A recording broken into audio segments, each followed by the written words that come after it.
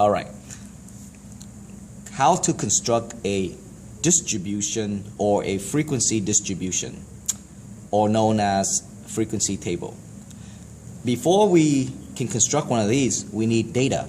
So here is an example of the data that we're going to use to construct a frequency table, which looks something like this. Okay, the table that we're going to construct is for exam scores of 32 students.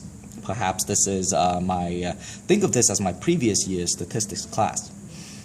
There's 32 students, and here are the scores on their first exam, and I would like to put them in a table so that I can easily use this information to make some kind of inference about my students.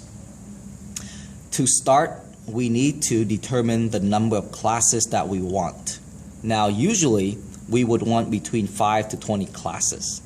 So you get to make that decision. I'm going to start by deciding on the number of classes that I want. So I'm going to want 5 classes. So 5 classes. My next step is to determine the width of each class. Okay, now what is the width of each class, you might wonder? Well, the width of each class, it's the difference between the first class and the second class. So in the previous example, the width of this class would be like 5, because 55 to 60, that's 5. So I need to calculate the width of each class, and to do that, all I have to do is locate the largest value, subtract that to the smallest value, and then divide it by the number of classes that I want. So I'm going to go ahead and highlight the largest value in this data. 98 happens to be the largest value. Looking through the data, 52 happens to be the smallest value. So my class width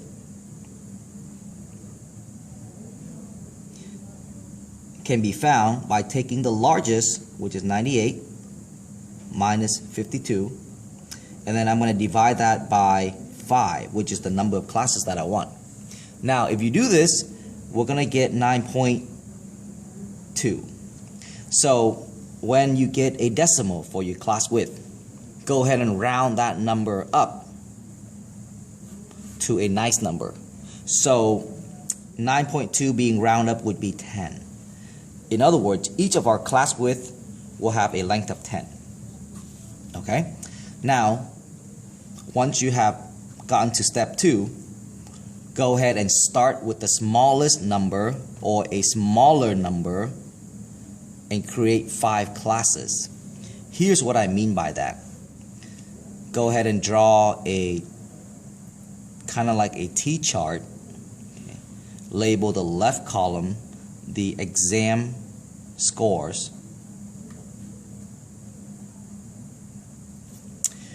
Label the right column the frequency.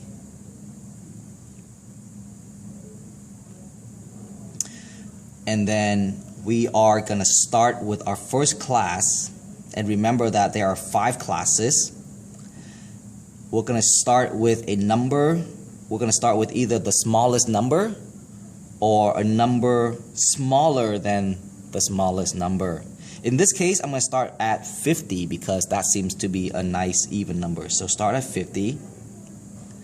Now, each class width is 10 units away. So our next class will have the number 60, and then 70 will follow that, 80 will follow that, and then 90 will follow that, because each class width is 10. Now we have 5 classes, 1, 2, 3, 4, 5, which means that the first class has an upper limit of 59. The second class has an upper limit of 69, 79, 89, and 99. And then we're gonna